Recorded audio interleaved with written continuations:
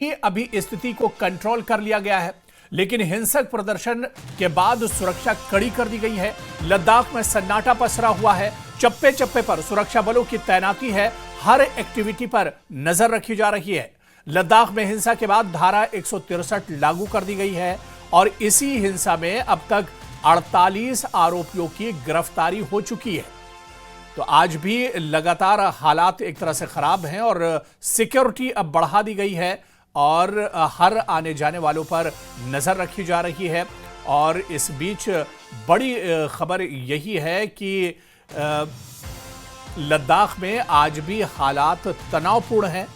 भले ही अभी स्थिति को कंट्रोल कर लिया गया है, लेकिन हिंसक प्रदर्शन के बाद सुरक्षा कड़ी कर दी गई है। लद्दाख में सन्नाटा पसरा हुआ है। चप्पे चप्पे पर सुरक्षा बलों की तैनाती है। हर एक्टिविटी पर नजर रखी जा रही है। लद्दाख में हिंसा के बाद धारा 163 लागू कर दी गई है और इसी हिंसा में अब तक 48 आरोपियों की गिरफ्तारी भी हो चुकी है। तो लद्दाख में हिंसा के बाद आज भी तनाव एक तरह से बना हुआ है। हिंसा के बाद लेह में धारा 163 लागू कर दी गई है और इसी तरह से लेह में भारी सुरक्षा बलों की तैनाती की है, यानी सुरक्षा सिक्योरिटी फोर्सेस को तैनात किया गया है। हिंसा में अब तक 48 लोगों की गिरफ्तारी हो चुकी है और हिंसा के बाद आज भी तनाव एक तरह से बना हुआ है। तो हिंसा के बाद 48 लोगों की अब तक गिरफ्तारी हुई है और तमाम हालात पर सिक्योरिटी फोर्सेस और सरकार की एक तरह से नजर बनी हुई है। केंद्र सरकार की नजर भी लद्दाख के हालात पर बनी हुई है। सुरक्षा बलों की बड़ी तादाद में तैनाती की गई है। हर एक्टिविटी पर नजर रखी जा रही है। लद्दाख में हिंसा के बाद धारा 163 लागू कर दी गई है और इस हिंसा में अब तक 48 आरोपियों की गिरफ्तारी भी की गई है। तो कल जिस तरह से हालात बने थे और अचानक जो प्रदर्शन था वो उग्र हो गया था और उसके बाद आगजनी और पथराव भी हुआ था। बीजेपी और हिल काउंसिल के दफ्तर में आग लगा दी गई थी और उसके बाद काफी ज्यादा हंगामा हुआ था। हालांकि शाम होते होते हंगामा तो जरूर रुक गया, लेकिन तनाव अभी भी एक तरह से बना हुआ है और यही वजह है कि अब लद्दाख में हिंसा के बाद आज भी तनाव बना हुआ है। हिंसा के बाद धारा 163 लागू कर दी गई है। लोगों से शांति की अपील की गई है और लेह में भारी सुरक्षा बलों की तैनाती की गई। उधर करगिल में भी आज कहा जा रहा है कि बंद मनाया जा रहा है और जिस तरह से कल पूरा हंगामा हुआ, उग्र प्रदर्शन हुआ, इसके बाद से 48 लोगों की गिरफ्तारी अब तक हो चुकी है और अब चप्पे चप्पे पर पुलिस को तैनात किया गया है। 24 सितंबर 2025 यानी कल की जो तस्वीरें हैं वो भी हम आपको दिखा रहे हैं कि किस तरह से ये पूरा आंदोलन उग्र हो गया था और उसके बाद किस तरह से हंगामा देखने को मिला था। A hunger strike was started by Sri Sonam Wangchuk on 10th September 2025, stating the demand of 6th schedule and statehood for Ladakh. Since then, on daily basis, the protesters gave provocative statements to the youth and to the citizens. In the aftermath of this, several individuals began circulating voice messages on WhatsApp groups and other social media platforms, urging the youth and general public to gather in large numbers at NDS Memorial Park on 24th September 2025. At approximately 11:30 hours today, youth started going outside the venue and youth protesters began blocking the road outside NDS Memorial Park, raising slogans and becoming increasingly agitated. The crowd, mostly comprised of youths, then marched towards the LHDC Leh Council office where there was police deployment. The protesters started stone pelting and tried to enter the council and secretariat office. The police, supported by CRPF, blocked their entry through there, though there was massive stone pelting by the protesters. तो आज भी हालात तनावपूर्ण बने हुए हैं। लद्दाख में हिंसा के बाद आज भी तनाव और कशीदगी एक तरह से बरकरार है। हिंसा के बाद लेह में धारा 163 लागू कर दी गई है। सिक्योरिटी फोर्सेस की नजर हालात पर लगातार बनी हुई है। सुरक्षा बलों की बड़े पैमाने पर तैनाती की गई है और इस बीच इस हिंसा में अब तक 48 लोगों की गिरफ्तारी की गई है। तो बड़ा सवाल यही कि आखिर ये जो प्रदर्शन था ये उग्र कैसे हो गया, आखिर किसने इन लोगों को भड़काया है, या आखिर इस तरह की नौबत क्यों आ गई? इस तरह के बहुत से सवाल हैं जो एक तरह से उठाए जा रहे हैं। हालांकि 48 लोगों की गिरफ्तारी इस हिंसा को लेकर हो चुकी है और लगातार सिक्योरिटी फोर्सेज की तैनाती की गई है और आरोपियों की गिरफ्तारी लगातार हो रही है। हालांकि इस बीच आपको बता दें कि हिंसक प्रदर्शन के बाद सुरक्षा कड़ी कर दी गई है। लद्दाख में सन्नाटा पसरा हुआ है। चप्पे चप्पे पर सुरक्षा बलों की तैनाती की गई है। हर एक्टिविटी पर नजर रखी जा रही है।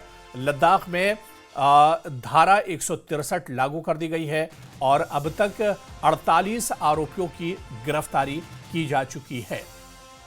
और आपको बताते चलें कि इस बीच लगातार पुलिस की तरफ से ये अपील की जा रही है, प्रशासन और इंतजामिया की तरफ से अपील की जा रही है कि लोग अपने घरों में रहें और इसके अलावा पुरअमन जो माहौल है, पीसफुल माहौल बरकरार रखें। लेकिन तनाव, कल की हिंसा के बाद जिस तरह से उग्र प्रदर्शन हुए थे, उसके बाद तनाव अभी भी एक तरह से बना हुआ है। अभी भी लोगों में एक नाराजगी और गुस्सा देखने को मिल रही है। पूरे लद्दाख में सन्नाटा पसरा हुआ है।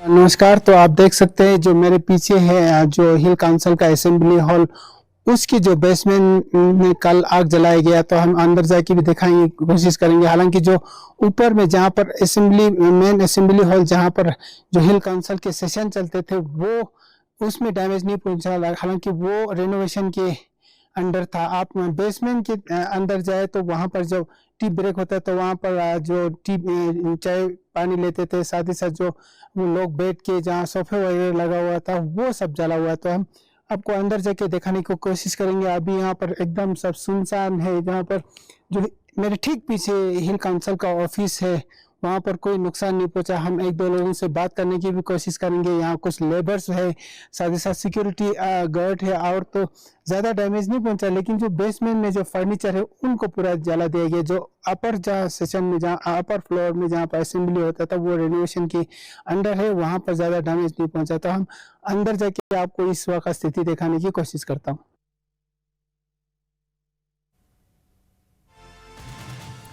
तो जिस तरह से ले हिल काउंसिल में कल तोड़फोड़ की गई, हिंसा की गई और इसे आग के हवाले कर दिया गया, और यह तस्वीर आप देखिए, इसके अंदर और बाहर की जो तस्वीरें हैं वो भी हम आपको दिखाने की कोशिश कर रहे हैं। इसके अलावा कल जिस तरह से हिंसा हुई थी, बड़े पैमाने पर जो प्रदर्शनकारी थे वो निकल कर आए थे और ले हिल काउंसिल में और इसकी जो असेंबली है, इसका जो मेन ऑफिस है, वहां पर बड़े पैमाने पर तोड़फोड़ की गई थी। इसे आग के हवाले कर दिया गया था और आज इसकी बर्बादी की यह तस्वीर आप देख सकते हैं, किस तरह से पूरी इमारत जलकर राख हो गई है।